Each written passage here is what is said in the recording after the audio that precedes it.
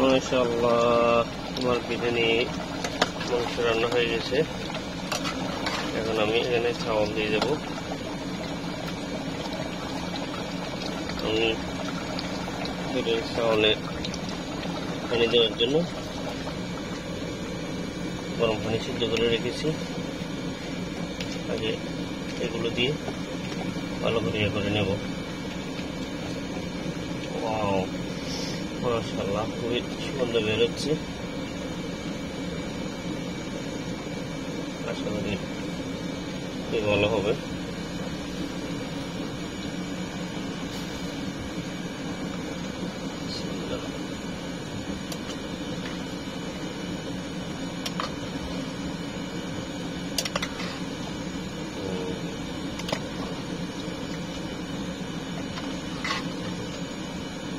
আমরা দুজন মিলে খাবো, একজন পাকিস্তানি ভাই আছে, ও আর আমি একসাথে খাবো।